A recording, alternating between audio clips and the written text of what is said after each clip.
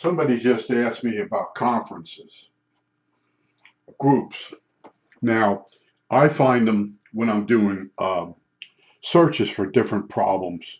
Now, if you put in National NC 57 review, and you're going to say, but that radio is real old. Yeah, yeah, that radio's uh, the same age as me, 73 years old, approximately. So you put in National NC 57 space review, and you click, you're using Google, and you click, and all of a sudden you see EHAM. And EHAM is a place where you're supposed to go and tell people about the radio. So you click on it, and there's NC57. Now, I didn't read the reviews for the NC57, but a lot of times when you read the reviews on EHAM, no one mentions about the radio, the front end, the IF, or any, maybe having problems with the dial port. My father bought me one of them when I was in high school, and I sold it later on. And I'm so sorry. I said, this is a fucking review, but this is what you get. But if there's enough reviews there, someone will say, it's a really good radio. It's better than Hellcrafter's S40, something like that. They will tell you between the two models which one's better. So sometimes you have to read all the messages to get tidbits of what to watch out for. Now, you might want to do. We'll stay on the NC57, National NC57 BFO problem, and I don't know if it's still there. A lot of these conferences and they're gone because they're free. They have a couple ads, and they've taken them down over the years. But I remember the nonsense when I was working on my NC57. I had four total. I saved three, and the BFO wasn't working. And I went in there and I checked the capacitors, and they were leaky. And I changed them, and the BFO come on. All three NC57s, or all four, had leaky capacitors, silver micas, in the BFO section. All right, so now I just happened to go look, and the guy says, "Oh, you got a bad coil." They had the guy, one of the conferences, they're running the guy ragged. Not one person said, those capacitors are 80 years old. They're silver micas. Some of them they go bad. They get silver mica. Nope, none of that. So that's why one of the reasons I started doing videos is because I'm a repairman. I actually stay with something. You've seen how I stay with something until I find what it is, if it's possible to fix it. And other people, they just shoot from the hip. They make stuff up. There's two components in the BFO section. There's the coil and there's the capacitors.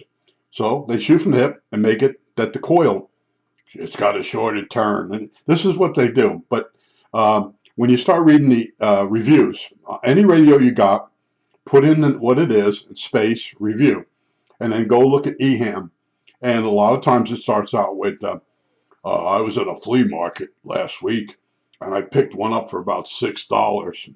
Yeah, what does that help anybody with? It's like in my comment section, someone will put, "Hello from the UK." Is that a comment, or you just have to put your graffiti in my conferences? See, this is how people are, and when you go reading these conferences, and how you bump into these things is you're searching down a problem with the radio, which is what I do. And remember, if you watched one video, was that the radio is actually right below here. We're on the top of it. The radio is the right way up. I've been using it. It's the National NC 173. Now, what was wrong with this one? Remember, the guy, he messed up the mechanism for the band spread. That was wrong. And then what was really wrong with the radio is the antenna trim. The capacitor had either gotten whacked or it just lost its springiness, and all the plates were touching. And I went crazy. I showed you I built a screwdriver out of a coat hanger. I ordered the wrong capacitor. And then I finally got the right capacitor and got it in there, and that fixed that problem with the radio.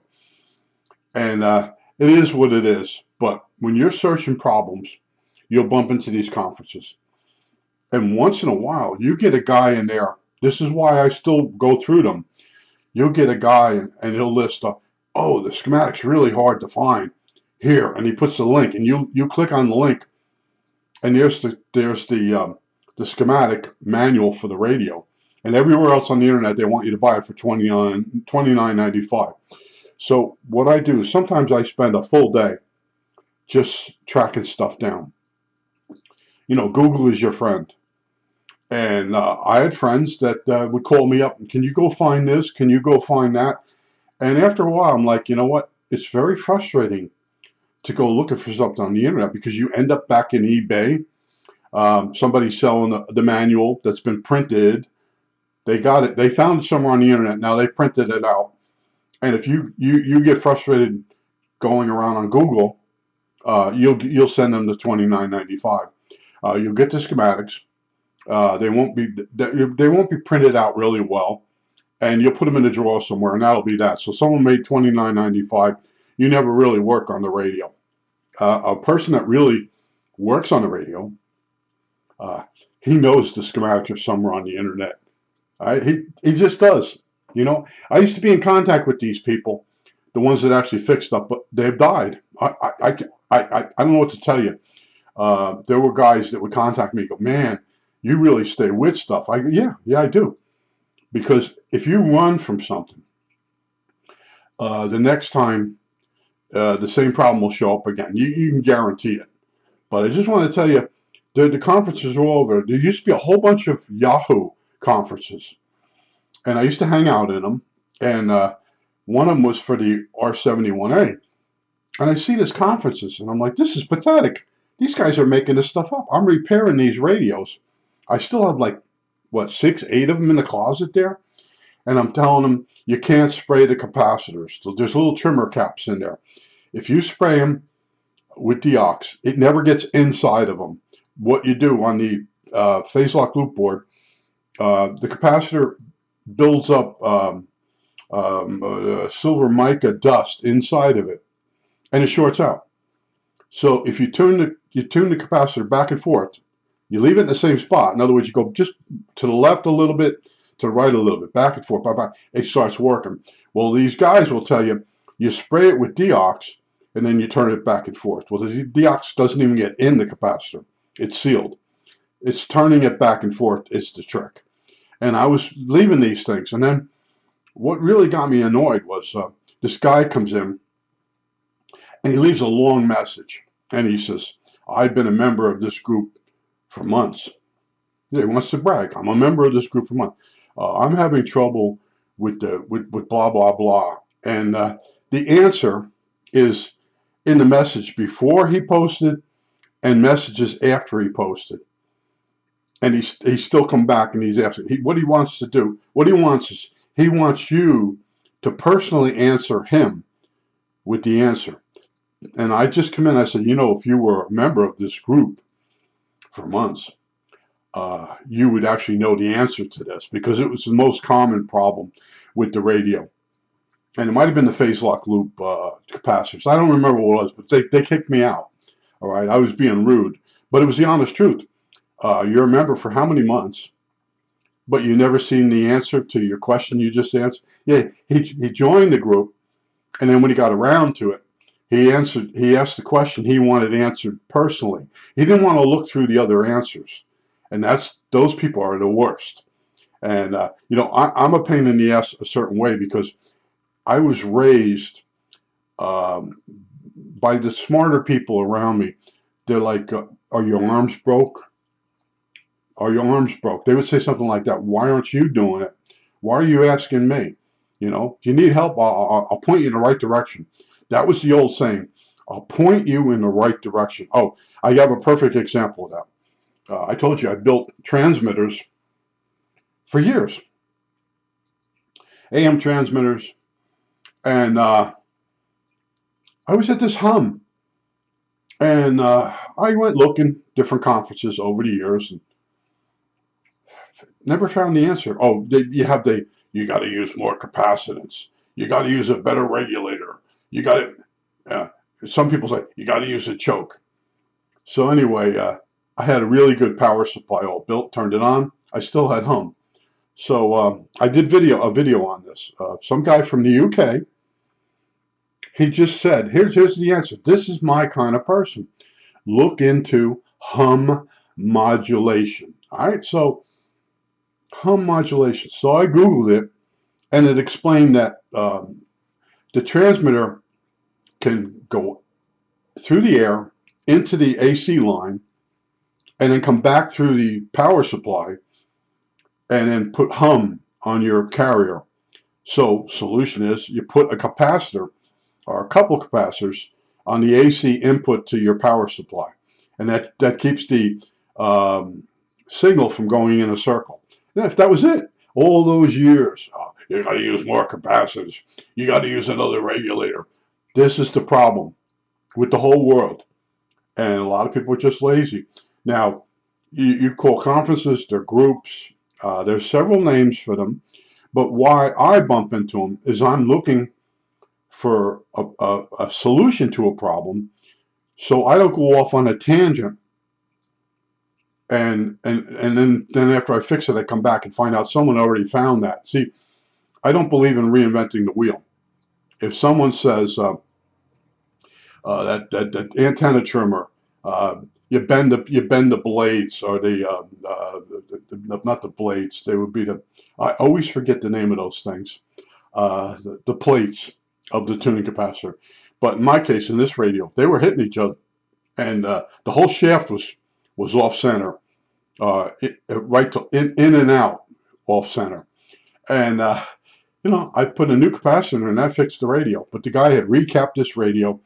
He screwed up the washer. He had it in the wrong place on the that would be the band spread. I showed you. I did videos on it, and radio works really well.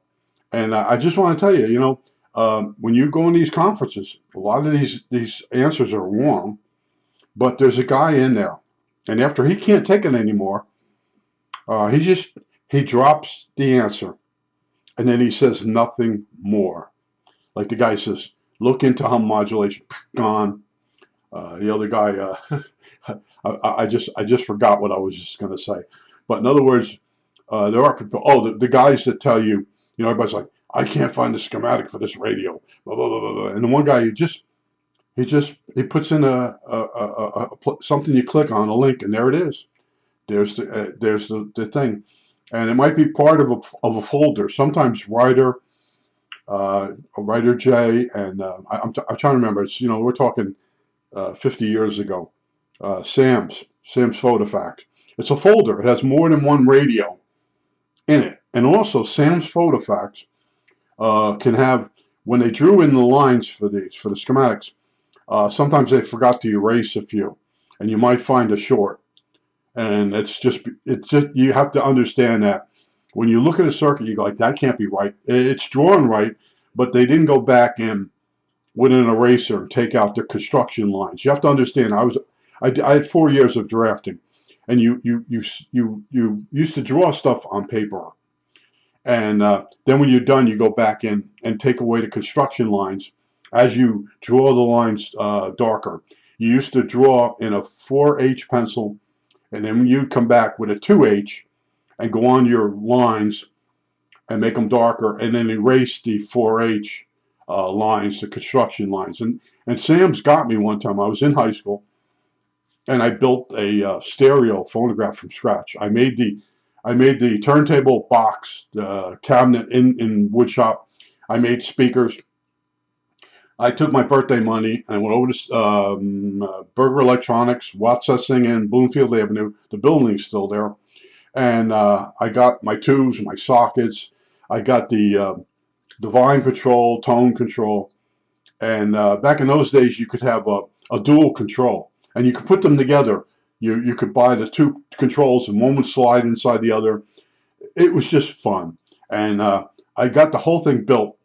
And when I plugged it in, one tube would get red hot, and that was the rectifier tube. And I looked at that for days, and I kept checking. And I had built it exactly as correct as the schematic, but I'm young yet. I don't understand that maybe Sam's could be wrong. So I went looking at another amplifier. Very simple. I think the tubes are in series. Yeah, there was no power transformer. It's a hot chassis. And I'm looking at it and I'm noticing the coming off the it would be the filter capacitor. And then I'm noticing, like, wait, mine's got an extra wire going back. There's a short.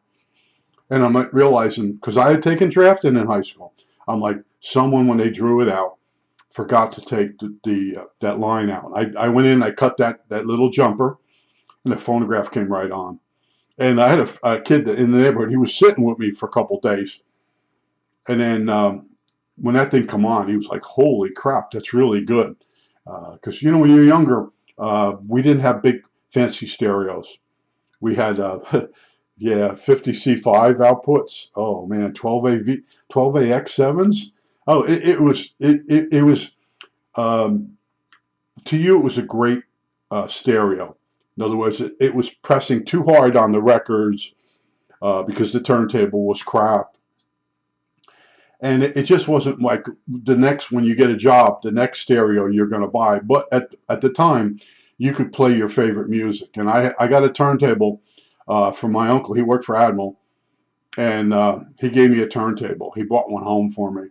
And of course, it didn't have any cartridge in it, and I had to bootleg that. And then I was talking to him, and he goes, I forgot to give you the cartridge. I said, well, I worked around it, But it's funny when you don't have money and different things. But I'm a big Googler. I Google everything, and I can change the terms in my head, like groups, conferences. Use two different keywords, and then the other one I know you put in the model of the radio, and you put vintage in it or whatever, and then you put on, and you'll see this EHAM comes up, and you click on EHAM. And you go to that, and there's all the stories about owning the radio. There's supposed to be reviews. Understand that it's a review. This radio has a great front end. It's got 3 IF cans. It's got a BFO in it. No, that's not what you get.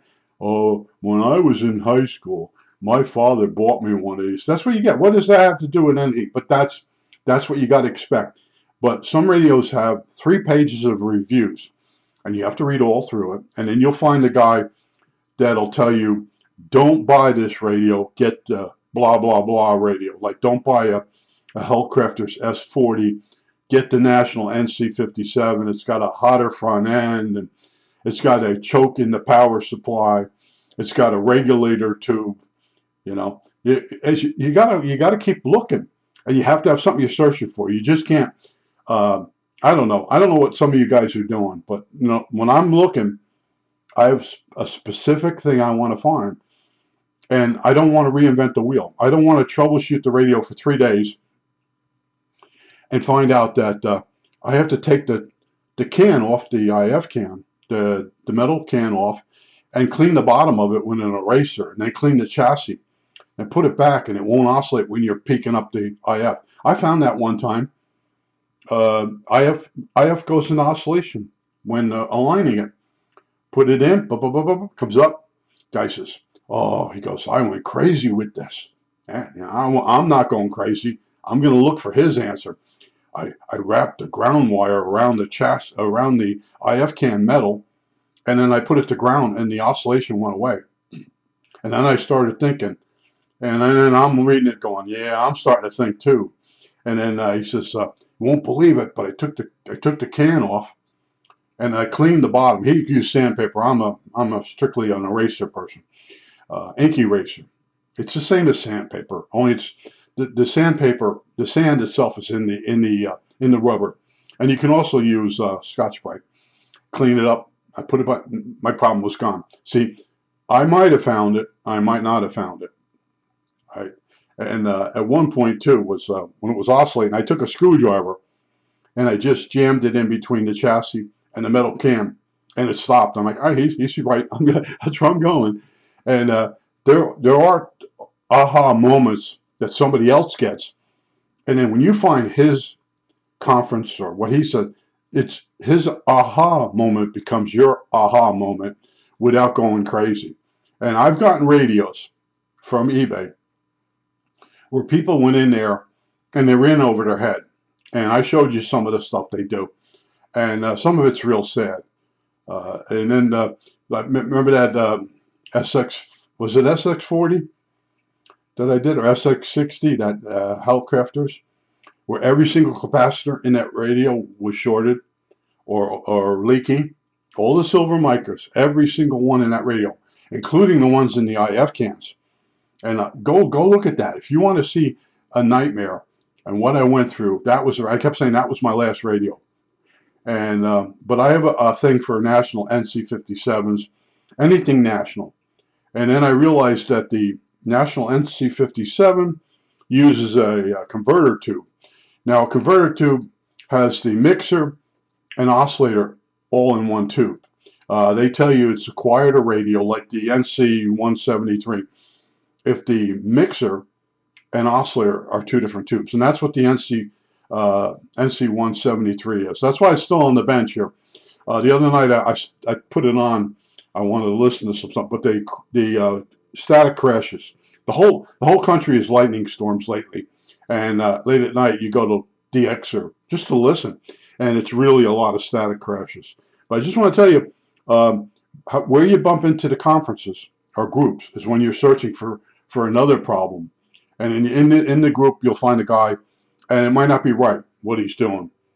I can tell you that right now. And I would go in groups and no, that's not how you fix it, you know. And they get all upset with me and they'd kick me out. I didn't care, you know. And then other people would come back and they knew you can find my email address off my old website. And they'd come to me and they go, I tried what you said and it worked. But it is what it is, you know. You're either a repairman or a bullshit artist, you know. It's there's very few in between. But I just want to say to the person's like, what's the deal with that? Well, you know, you're showing me that you don't Google a lot and look a lot, and you got to seek knowledge. In school, they used to tease us about osmosis. You know, you can't have the book closed on the desk with your elbow on it. It doesn't go out of the book up to your elbow, up into your head. You got to open the book. You have to be proactive. Now, I became real sleepy when I used to read subjects I didn't care about. It was really bad. I'd start yawning, and I feel like my jaw's gonna lock up. But stuff I liked, I would read books cover to cover more than once. I would get a book out of the library more than once and read it again. And my library was terrible. I talked to the woman, and I said, "You got like 6 electronic books here." And she says, that's because no one cares. I was like, thanks a lot. I care. Well, you can sit down, she wanted just to jerk me. She goes, sit down and write me a letter and put down what possible books you want me to get in here. And I was like, oh, I'm out of here. Yeah, I'll write the letter, and it still won't happen. But in later years, I used to go to Rutherford Library, bigger library system. When I got a car, I'd go down there and I'd sit in there in really good air conditioning. And they had really quiet sections of the library you could sit and read. And then with my library card, BCSs? I forget the name of it. But in other words, the library card at some point was digital. And you could borrow you could have the book shipped to your library and then go get it at your library. And they used to give you notices in the mail, believe it or not. It's crazy stuff. But I just want to tell you, if you don't know what conferences are or groups, I don't know what to tell you. I just, I'm at a different level. I'm telling you, I'm just at a different level. And I can tell you all the Google groups are, Yahoo groups, they're gone. I might have said Google before, but Yahoo, they're gone. They took them down. And I had a group with guys in it, and I would help them with their CNC machines. And it was a closed group. I had an open group. It was costing me $1,000 a month to have people come in, take my drawings, redraw it, and put their name on it. That's what was happening to me. There's psychos out there, man. And then the one guy could draw faster than me. And I posted something, and the next day he had almost a complete machine with my idea. And then I had an actual guy buy my plans, shift the parts a little bit, and then give it to the world as free. And then he went on to steal other people's stuff. See, you can get patents for stuff, but then you got to bring them into court, and then you have to prove the damage that person did. It's never, I have a patent. Yeah, you got a patent. That means you can pull him into court, and then you have to prove your damages. And if you can't prove your damages, you get zipped. And a patent back when I needed them, they were $15,000 each. And I'm like, you know what? Let me just start making the machines, CNC stuff, and see how it goes. And it did pay most of the bills for a while, for a few years. And then all of a sudden, there was less interest. People started copying, and it went the wrong way. And when you're in something, I was being very positive, and I should have known that no one's going to let you make money. And then even with the YouTube channel, when I was getting to the first 1,000 subscribers, and I had over 1,000 videos, and they started trolling me because they thought I'm making money. I don't make money with my videos. I'm not monetized. I don't want to go that route. All right, I think that's it. All right, that's it.